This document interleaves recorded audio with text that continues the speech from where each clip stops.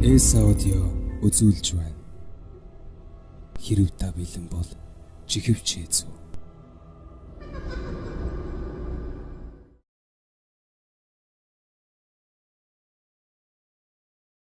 Хэрв та дараагийн шин сонирхолтой бичлэгүүдийг цагааллгүй үзмээр байвал манай сувгийг subscribe дарж хажууд нь байрлах хонхон дээр дарахаа бидхи мартаарай.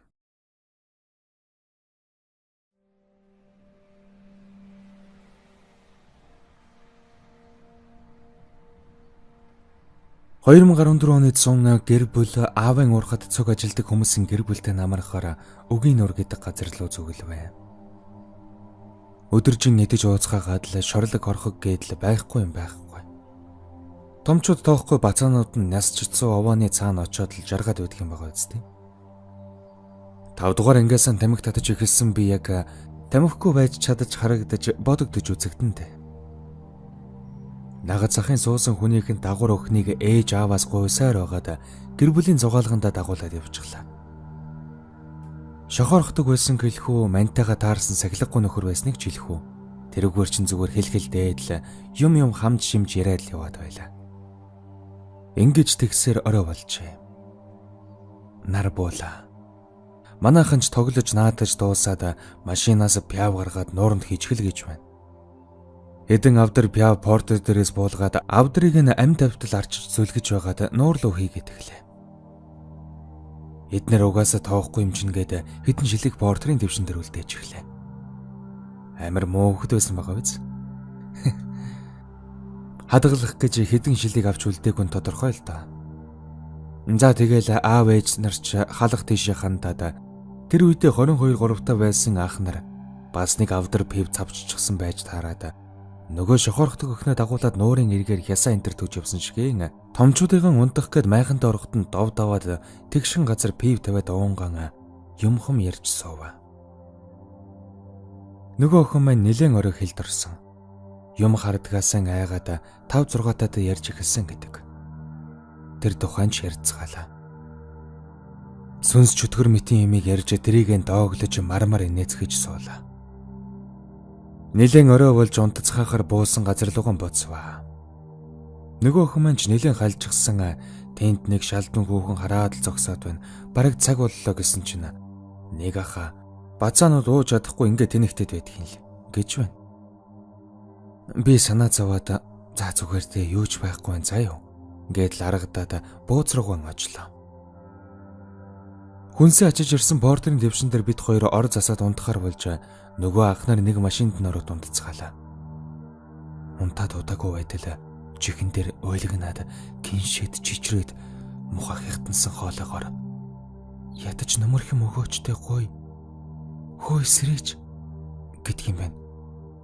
Нойроо харамлаад нүдэ нээлгүй нөгөөхөн даруулчлаа гэж бодоод л альвуулах хучаад унтлаа. Дөнгөж хучвуугүй юу би өөрөө бээрээ чичрээд эхэлдэг гайхал юм. Улам наалдаад тэрвэртэл нэг л биш хүүтэн. Юу болоод байна гэд нүдэ нээтэл би ганцаараа твшин дээр хэвтэж байсан. Тэгэхдээ нэг ихэн бодлого яасан мохо бодтой зүдэлчвэ гэж бодоод ах нартайгаа машинд ороод унтлаа. Өглөөж боллоо. Аавын нэг найз нь сэрж өгсөн нууранд сэлээд хүүхдүүд нь машин төрж гүйлдээд орилцсаар байгаад машинд байсан бидрүүг сэрэж эхлэв. Ёстой дөрвөлээ нойроо харамлал нусан дарцагнууд ориллоо чаргаллаа чавхнууд нэтэрээгээд хідэн бацаануудыг нь шоглож өшиглэж бариад инээлээд явж байсан чинь ээж майхнасаа толгоогоо цугуулгаад нааширгээд л тохиж байна. Би ч очлоо. Яс ээж сайхан амарсан уу? Сайхан. Шинжин ариунагийн хамаг хар хөсөн сутгаад араас тасцуураа жичрэд хонлоо. Өчигдөр бидний унснаас шүү болов? Гэдэл над руу уурланхуу харж байна. Би хамт унтыг эсрэг твшин дээр унтуулчихсан. Шүн даарчихсан болов? Гайгүй байгаад айлын хүүхд авчаад өвтгчихсэн болов? Тэгвэл ханаа төрчихгүй юу? Майханд орж ирээд унт гэж байхад маяглаад байсан. Им харьцаг болоод тэр им уулгаад жаахан унтуулъя гэсэн юм. Би ч заа гэдэл өмгөө машин руу гүйлээ.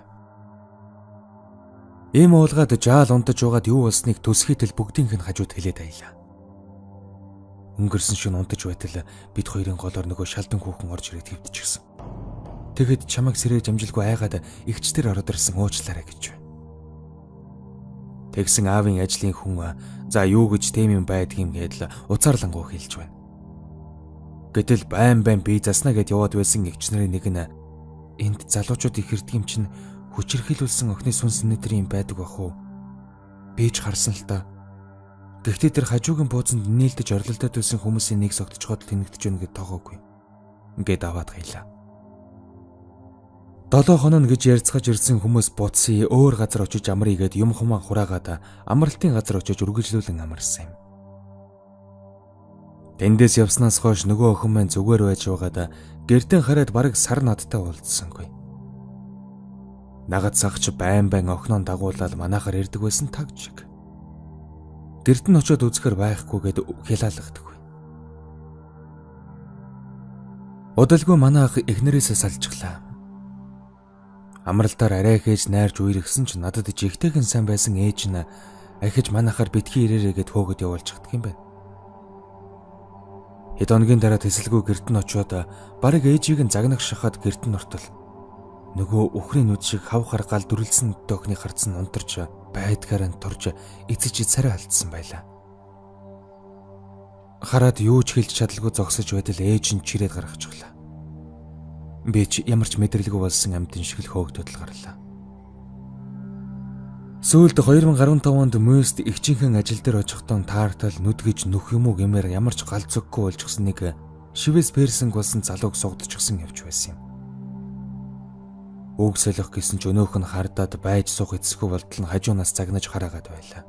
Би ч төвчгэн байгаад чи хэн болчход энэ хүнийг ингэтлэн загнаж зандраад байгаа зарлалын самбар вэ? Тим сүрхийн бол хацанд нь ядаж цогтой байлга. Ингээд ойрттол хажуунаас миний нөхөр гэд над руу хандаж чангахан хэлээд том нүдэнд нь нулимс дүүрж орхилоо. Би юу ч хэлэлгүй инээгээд за тэгвэл аз жаргал хүсье гэд эргээд орлоо. Маргааш нь ахтайган ажил олгож уулзаад ариунаа ягаад тийм хүнтэй нийлж гисэн юм?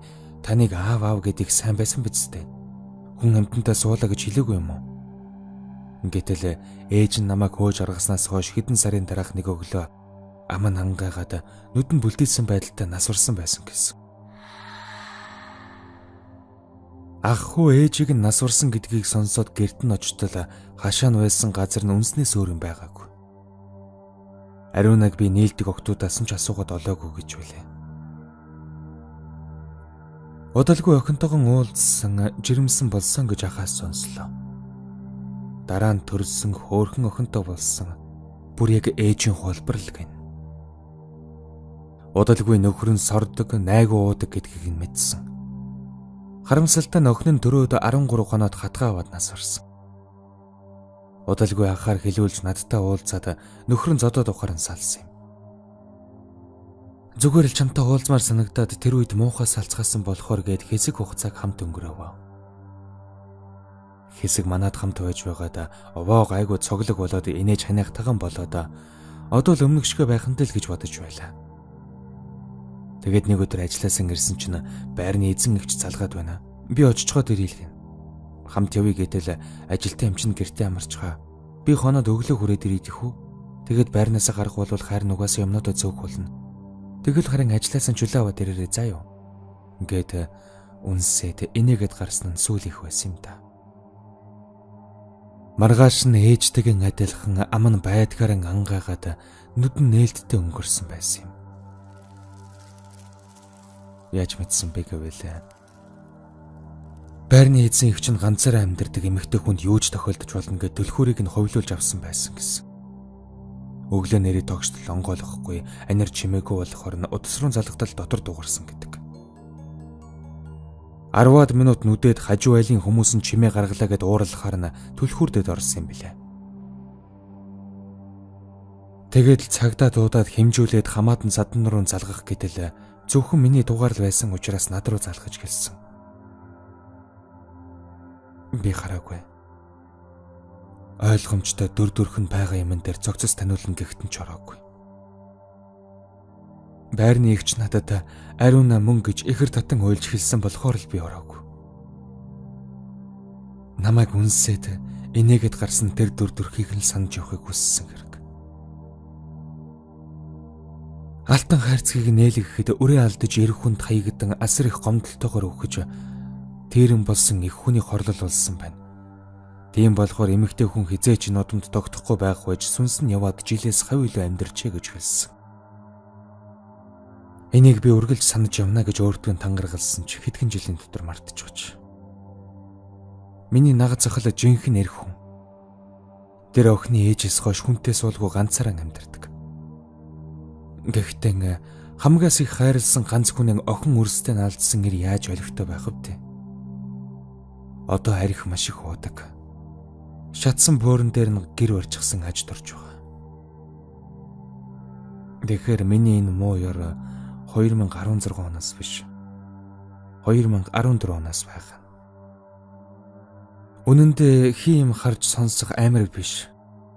Хэн нэгнийг хорлох л хамгийн амар.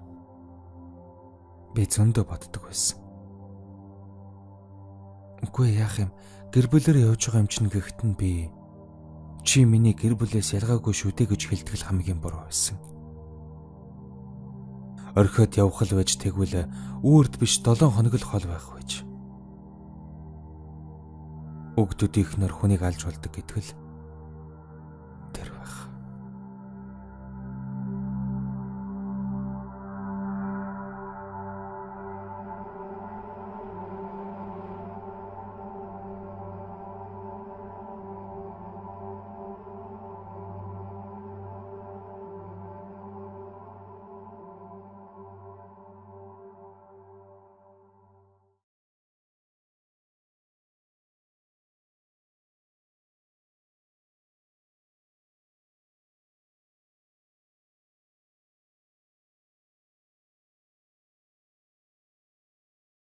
Хэрв та дараагийн шин сонирхолтой бичлэгүүдийг цагааллгүй үзмээр байвал манай сувгийг subscribe дарж хажууд нь байрлах хонхон дээр дарахаа бидхи мартаарай.